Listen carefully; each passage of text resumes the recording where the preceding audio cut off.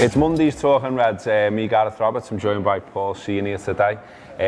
Today's Talking Reds is in association with the Shankly Tours at the Shankly Hotel.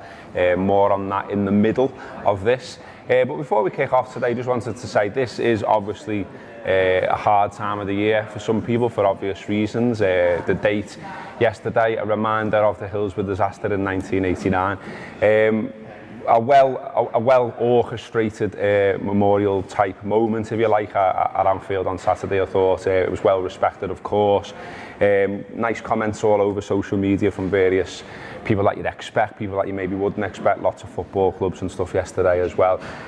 All very nice, but I mean, I wrote something myself on our Facebook page just saying, you know, look, days like that are days when the wider world remembers what happened at Hillsborough, but for some people it's a daily reality, it's something they're living with. And if you know someone, maybe a survivor, maybe someone who lost a family or a friend, you know, this will be a tough time for them right now. So, you know, maybe go and see them, maybe give them a bell, maybe just check in on them. I just think it's, you know, it's worthwhile saying that because it is difficult for them. It's something they're living with all this time. And some people might say, oh, 29 years, there's no time limit on how, you know, mental problems associated with things like that. It really was a dark day, obviously, and something very difficult to get over. So, somber note to start off with, but, you know, rightly so. And as I say, give those people a shout if you can. I'm sure they would appreciate it. Okay, the match itself then, Liverpool 3, Bournemouth 0. I think there was a little bit of a worry going into this one, certainly for me anyway, when we were walking up to the ground. Just that it was a bit, you know, after the big one against City, and we'd had such a brilliant time, and the fans were brilliant, the team were brilliant, they put everything in, they beat the champions. We'll come on to that in a bit. You kind of just wondered, you know, can they muster that kind of level again? I mean, loads of people say it only Bournemouth and all that sort of thing, but I mean, they'd actually been on an half-decent run, got themselves up the league. I think only lost 2 in the last 14 before they came to Anfield. So was there a little bit of that in you that you thought, I don't know what kind of Liverpool performance I'm going to see today? I think I got wind that we were going to go strong Friday afternoon, and that was the first thing I wasn't expecting in my initial thoughts around the fixture. I mean, I was expecting, I don't know about you, Gareth, but I was expecting sort of wholesale changes. It's good to see that, you know, rotation earlier in the season allows for us to go strong, and so it's an important fixture because obviously Chelsea come from behind and winning the day, and the sort of momentum could have swung, and it was just good to see that. It was good to see that we got shown what we already know, that we are really good. Liverpool can go and put a performance like that 3-0, sort of in second gear, creating loads of chances, and even, you know, maybe wasting a few others as well. So it could have been more. I thought we were really good, and I mean it's becoming less and less of a surprise to me. I know what you're saying, that on the back of such a big fixture like Man City, Liverpool in previous times could have been. These are the sort of fixtures where they let themselves down historically. But well, it'd been 3 games in 6 days, hadn't it? And so, and then when you see big games at that. Yeah, and when you, as you say, when you see the team and you think, well, he's not really freshened it up too much there. There was only one change. You thought, you know, what level of intensity can they produce? And maybe Bournemouth as well were fancying it a little bit. But as you say, no evidence of that, and it was a really quick start as well, wasn't it? I mean, you know, Mo has a chance sort of 3 minutes in that he puts wide. That was an early taster of a brilliant Trent ball as well. You know, the superb one later on, and then Mane gets us off the mark. But the rest of the half was a little bit weird, wasn't it? In that, you know, we didn't put it to bed. Some nice football, but, you know, I mean, Mo, for all that we're going to be talking about him, and obviously 40 goals is absolutely amazing, but it wasn't actually his best day, and I thought Ake did all right against him as well. He's a good centre-half, Nathan Ake, and he sort of proved that. He was one that I thought, if you were looking for someone to maybe come in and put competition in the summer, is one you could think about. I know Bournemouth paid a few quid for him last summer, but there's no reason that I don't think he could step up. I think he'd be a good foil for him. But no, in terms of Salah, I thought, you know, it wasn't his best day, but again, he comes up with the goods. And at 1-0, I was starting to go, could we tire because of what we've been through? And then Bournemouth was starting to get a few chances, and then obviously you mentioned Trent and the quality of his delivery. Well, that was evident again, wasn't it? I mean, that ball he puts in, something else, and the header itself. I mean, it's something that I think it's only a chance to fall someone in that sort of form, you know, and they just make it look so simple, but it isn't. So it's a great setup over a very tall goalkeeper in Begovic as well, and he does tremendously well. So he's the difference again, but it was nice to see all three of them getting in the act. Yeah, I think it's 82 goals for the front three now, Firmino, Salah and Mane. That's the most from a trio of goal scorers ever in a Liverpool season now, so you know that's quite the record as well. 121 goals this season. I mean, Klopp's been asked about all these records, and as usual they all seem a little bit of a surprise to him. He's just been cracking on with coaching the team and that he's not too bothered about stats, but I think it was quite nice what he said, in that, you know, look, it's great being these great entertainers and scoring loads of goals, but we want to win things. Yeah, of course, and that, you know, that's what I think so often we've settled for fourth is enough, but we've been reasonably comfortable in them positions all year, so the pressure hasn't quite been on them in terms of Champions League qualification. I think the pressure's now come in terms of delivering trophies, which of course is what we exist for.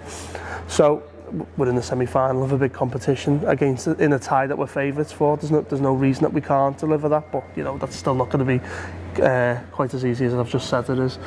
I mean, the other thing that I picked up out of his press conference as well, Klopp, was that he's talking about maturity again. I think he talked about wanting to see a performance that was a little bit angry as well. He talked about this the other week as well, about, I think the idea is that he does, when all the praise starts coming in, and when people are doing, you know, lots of interviews and being told you're a good player, you're a great player, playing great football, and he's a little bit worried that it can maybe take an edge off. So there was, you know, to see a performance like they put in on Saturday, as you say, probably only about 70-80% for large swaths of the game, but they controlled it. It was mature again, wasn't it? I thought there was a period there, certainly second half for about 15 minutes, where nothing really happens, and that's all right. Do you know what I mean? It doesn't need to be high octane for 90, does it? No, and we can't really afford it to be now. You know, obviously our backup plans are all sort of injured. We've got obviously Emre Can, Lallana and the like all out injured. So we need to be able to take our foot off the gas when we can. And it's good to see that we can just find a way at 60-70%.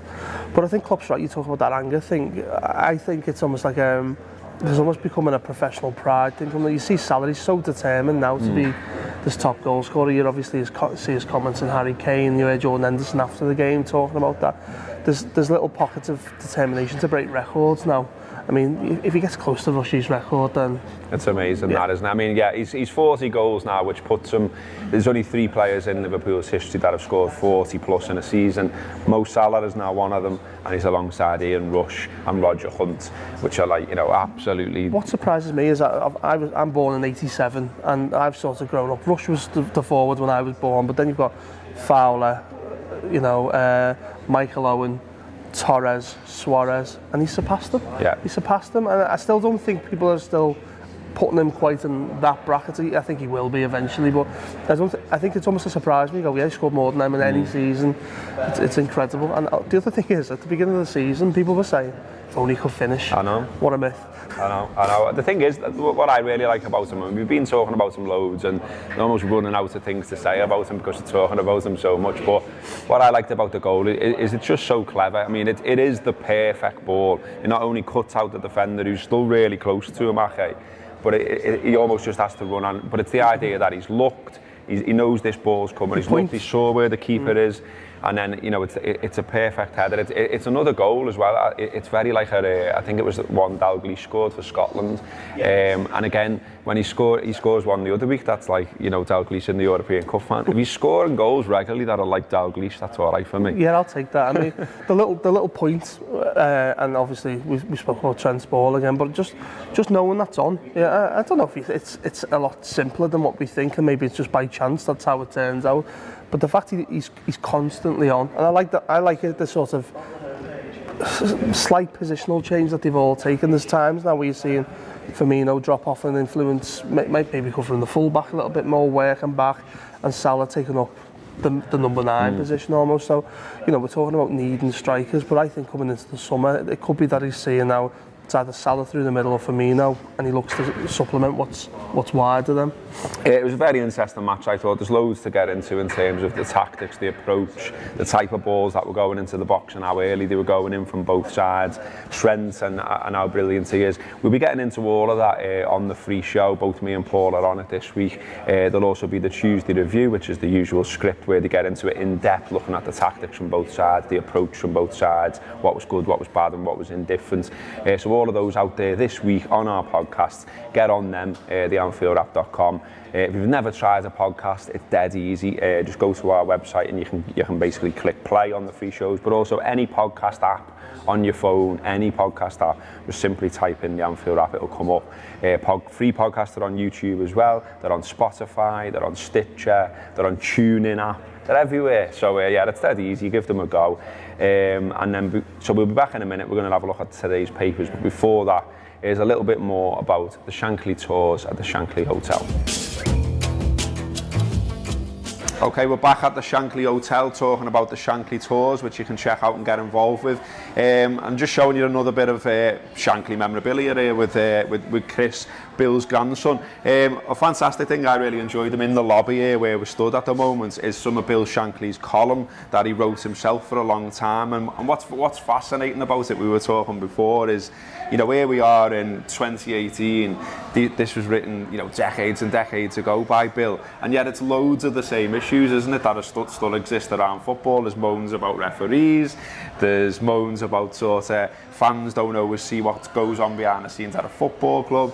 And you pulled one out before, you mentioned about transfer fees. There's one where Bill's saying about there's shortly going to be a £200,000 transfer, which is absolute buttons in modern football, isn't it? Yeah, I mean, it's one of the most kind of popular parts of the hotel. People spend quite a long time in this corner, sort of reading the transcripts and things. And it's like you said, it's not that long ago really, but you know, when you read some of the information on there, you kind of see the vastness in which the game's changed really. And the one I note obviously is when he's saying about, you know, £200,000 transfer becoming the real possibility, because, you know, as we know, you know, we're into the £200 million now and things, and you know, but whereas you see a lot of differences in the game now, you can also see, like you say, a lot of similarities, you know, issues with referees. Obviously the big thing at the moment is the VAR and things, and you can see that those issues about referees getting decisions right was sort of prevalent all those years ago. So it's a kind of nice little kind of look back in time and a comparison really between football then and obviously football now. Yeah, it's a great bit of football history. And tell us a bit more, Chris, about what the tours involve. And it's not just around the hotel. No, what we've tried to do is we try and tailor tours around people, what people want really and what they're interested in. You know, and it depends on sort of how long people have got to spend here. You know, some people want to come and just do the hotel side of it. But, you know, we also offer a package where we can take you out into the city as well. So we'll take you out in a vehicle with a tour guide, and we'll take you around to the notable football locations around Liverpool, which also culminates working with Liverpool Football Club, where you can go and do the stadium experience as well. Brilliant. We'll take you out to where my granddad lived in West Derby, and again we'll give you some more of those stories about his life in Liverpool. Yeah, so if you're interested in that, look up Shankly Tours on social media, Facebook, Instagram and Twitter. Get involved, come and check it out. Okay, so that's the Shankly Tours at the Shankly Hotel. Check that out on social media. They're on Instagram and Facebook. And of course, you can pop down the hotel and have a chat and find out all about it yourself. Before we get into the papers, just a little announcement here. We did run a competition to win a signed Trent Alexander-Arnold shirt. That will be worth a lot of money in the future, I would suspect, because we have a great talent on our hands there. The winner is Luke Mulvaney from Gattaca. So well in, Luke. That will be on the way to you, mate. Get that framed, get it on the wall, and watch the numbers rack up for that, because he's going to be a player, Trent. He already is. The papers unsurprisingly all focus on Manchester really. Manchester City, of course, have now become league champions because United are so shit that they couldn't beat West Brom, which was absolutely hilarious. So that was good, wasn't it? I mean, we've got to give some credit to City, haven't we, Paul, in that, you know, look, we've beat them 3 times, and we've enjoyed some great times there against them. We knocked them out of the European Cup, but nevertheless, they played some amazing football this season. Yeah, I mean, people are talking about them as potentially being the best champions ever. I mean, I think they've got 5 games left. I think the points tally will dictate that. I mean, I've always said that I thought Ancelotti's Chelsea were probably the best champions ever in his first year there. And if they can surpass their total, I mean, they're on for 102 points, I think. I mean, if they win all the rest of the games, that'll be some return. But I think the reason they'll surpass them is because of the top six, you know, the strength of it. This isn't a, you know, when I'm growing up, it's Man United and Arsenal, or there was Chelsea and Manchester United for a certain period, and now you're sort of getting, they've just been head and shoulders above. Tottenham are a great side, Liverpool obviously a good side, Manchester United a decent side, Arsenal aren't quite what they were, but they're still a very, very competitive side. So for them to achieve that level of points in this stronger league, yeah, you can only tip your cap to them. But what I will say is, I think come next season, we'll be coming for you. We will be coming for you. Well, let's hope so. I mean, because there's lots of talk of this sort of thing. Pep talking about dawn of a blue era, the miracles it there, and that, you know, that's across the papers. The idea that, you know, not only is the title being celebrated, and, you know, deservedly so, and all the rest of it, but also now, can City take this on and become a dominant force, and obviously rack a lot more up, because they're a long way back in terms of how many titles they've won in the history as a club. And obviously we'd like that not to happen, wouldn't we, Paul? So it's like, so the worry, I guess, from a Liverpool fan's perspective is, you know, if they maintain that level, it doesn't leave much margin for error for us to finally win this title, does it? No, it's not. And I think Neil's been saying a lot about Jurgen Klopp needing to plan for 90-point seasons. Yeah. You know, they'll clearly be disappointed that they haven't gone further in Europe. So you don't know if maybe they'll have a slight focus change. But this time last year, we're talking about Chelsea as potentially being in that position. You know, Manchester City, I think last year finished fourth, do they? They're not, third or fourth. They're not particularly brilliant, but they went out and they bought well. Obviously, Kyle Walker's been a bit of a revelation. They bought Mendy, but he's been injured for most of the season. But Delph has came in and done well for them. Aguero and especially Raheem Sterling have hit sort of new heights. Keeper's done all right. The keeper's been excellent. So what they did is they bought well and they cured problem positions. But that's not to say that what they do this year can't be, you know, might not go quite as well for them, where Liverpool could buy well, or Tottenham, or whatever. So I think they'll be in for more competition next season. I think there'll be a couple of clubs domestically doing big business.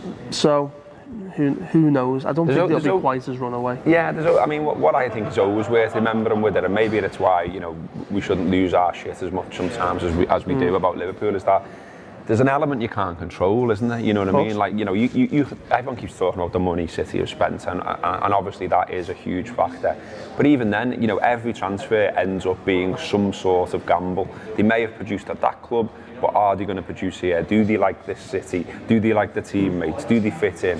Have they got injured? How many injuries have you got at a club? You know, there's loads of factors that play a part in a season that you almost can't legislate for. They've just bought Laporte, for example, and you know, he's come with a big reputation, and I'm sure he's a decent footballer, but he's £60 million worth of centre-half, and does he look as good as Virgil van Dijk? No, he doesn't. You know, I think we've excelled in sort of that side in there. I mean, we're not doing too bad ourselves in terms of spending money. We're bringing in a £70 million midfielder. Bridging the gap is that we're starting from a worse position, so we almost need to outspend them to catch up. That being said, you know, I think it will be closer next season. We've beaten them 3 times in 3 months, so there's no fear factor from us now. I just think consistency is the important thing for Liverpool in terms of not dropping silly points early on in the season like we have done this. And from the turn of the year, I think the league table will be Tottenham, Liverpool, Manchester City. So things have shifted a little bit, but their start, especially that game where they came back against Bournemouth, I think really got the momentum going. And they then follow on by beating us 5-0, and they didn't look back from there. They almost had it tied up, but when Liverpool hit form, it was too late. Yeah, I mean, the other thing as well is that, you know, the win over Bournemouth maintained Liverpool's unbeaten record in the league at home this season. But when you look at it, you know, and I'm as surprised as anyone by this, Arsenal have actually taken more points at home in the league than Liverpool have, and that's because Liverpool have drawn six games at home. And so while we're unbeaten 6 games 6 draws is too many. And so there's an obvious place, for instance, where you can improve. And that's, to me, what is another reason why I was so glad to see us put Bournemouth away in the manner we did, because I just thought this is what we need to do. And we need to end the season strong so we can start the next season strong. Because, you know, I always hark back to this one, but, you know, everyone says about how surprised they were with 13-14 and about us putting a title challenge in that season. But there were signs at the end of the season before. We were starting to bury sides. You could see understandings between players, and you thought, hang on, we're all right here. There's certainly been some development through the season. We weren't quite where we are now at the beginning. You know, Klopp's had another 9 months or so with the lads, and it's paying dividends. And I think as long as we don't sort of throw the baby out with the bathwater in what we do in the summer, then you should hopefully see these changes continue in a positive manner. I love a good headline, as you know. I like a nice pun, or one of sub-editors put a bit of work in, but sometimes it's just, you don't need all that. Sometimes it's just a nice statement that you think, go ahead. And there's one here in the middle of the Mail's footy pull out this morning. Nobody loses to West Brom these days unless you are a slow, passive team who takes a loaded shotgun and blow off your own toes. This is the modern United. That is music to my eyes, if that's even a phrase, and it obviously isn't. But, you know, that's fantastic, isn't it? I mean, you know, Mourinho comes out after that game as well, and he's clearly angered by the whole situation. He didn't want to answer questions, but he did anyway. He's won 8 titles. He's won 8 titles. That's what it's all. Nothing else matters. It's all right, everyone. Jose Mourinho has won 8 titles, and that is the main thing. Forget Man City, forget Man United, forget Liverpool, the Champions League, football, forget the game, forget the world, forget everything going on in it, because Jose Mourinho has won 8 titles, and that's what you've got to remember. He hasn't won one at Man United, and they're basically shite. So there's, I mean, the thing for me as a Liverpool fan is that I think it'd be a tragedy if they finish ahead of us. You know, obviously their result yesterday's helped Liverpool see that target again, but I suppose we've got bigger fish to fry. But no, they're not very good, and just them saying that they've won. He's won 8 titles, doesn't get him off the hook here. They're still going to finish, I think, 17 points or whatever behind Manchester City. Having spent loads of money as well, if we want to talk about spending money. The other one I wanted to do today, before we go, is Rafa Benitez's birthday today. So happy birthday, Rafa. We're all big fans of yours, as you know, and I'm sure he watches Talking Reds every day.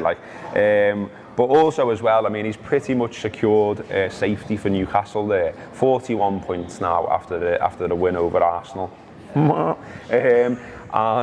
know, everyone's saying what an achievement that is with the squad he's got, and the owner. The fans are great, but not so much the rest of the club right now, really. And so he himself is saying it's one of his best achievements in his career. When you think about what he's done, not just for Liverpool but for Valencia, he even wins at Chelsea, doesn't he? In that toxic atmosphere, he's done well, hasn't he? Yeah, I watched him against Leicester last week, and if you want any proof where there's manager buy-in, it was there. They were fighting for every ball, they were chasing everything. It was brilliant to see, you know, because Rafa has been much maligned, I think, unfairly in a number of circumstances, you know, and to see that the love from the fans there, he's happy at an English club again. I mean, we all love him, so we want to see him do well, and it's nice. The squad he's got dreadful. I think Rafa wouldn't shy away from saying that, but he has got a few decent players there, and he's got them fighting for him. I just hope they can resolve the ownership issues there, so we can actually get an owner befitting of him, or. You know, I'm sure if, say, Arsene Wenger was to leave, there's someone who wouldn't be shy as suitors. There should be talk about him being manager of the year for me. You know, obviously there's hype around Sean Dyche and whatnot, but I think he maybe even eclipsed them now. They've got such a good points tally. He's had to shuffle all kinds of cards and get a couple of lads in on loan that no one else seemed to really fancy, and he's made something out of that. So yeah, he's done fantastically, but also as well, I think it's worth saying, you know, no Talking Reds without me having a go at Everton, basically, is the same. And Rafa Benitez, 41 points now for Newcastle. That's a point behind Everton, having played a game less. And it's like, hang on, Everton were winning the league or something, weren't they? Everton were getting into Europe. Everton spent shitloads of dough. And then there's Rafa with absolutely nothing, bones of his arse. And he's got a game in hand on them, and I think they're playing them next. I would love that. I would absolutely love it. I mean, Everton have got their own Fab Four, haven't they? I don't know if it's like Bisto, Oxo, Mash. yeah. So no, I don't know. I think Everton are terrible. And if Rafa somehow manages to finish ahead of them despite all the money they spent last summer, then it's even more proof that he should be in with a shout for manager of the year for me. And it's another reason, for those lovable Evertonians to be all miserable. I mean, I went to Derby with you the other week. I've probably got the radar on my head that you've got in yours now, Gareth. It's fine by me. I don't know, did I mention it? I don't know if I mentioned this the other week. I can't remember. I've been telling everyone, I've surely mentioned it on here. But anyway, when you're on the divide, I'm going to mention it again in case I never. When you're on the divide, between the home fans and the away fans, you always get, all people going like this and giving you a bit of stick and doing this. And I've seen it all. I've seen, been going to the game for a long, long time. I've seen it all. But one fella at Goodison Park did this to me. It's like, wow, you got some gallows with you, have you, lads? You know what I mean? So yeah, I was quite amazed by that one, but I just thought to throw that in there. Hang you on the banks of the Royal Blue Mersey, Gareth. Mad. But yeah, that's been Talking Reds. I enjoyed that one. That's been Monday's Talking Reds. As I say, loads of podcasts there. There'll be loads of stuff going up on the website as well, written stuff, theanfieldapp.com. It's a good time to be a Red, so drink it all in. Why not? We've got the big game to look forward to, and we'll be talking about that. West Brom away. That's been Talking Reds.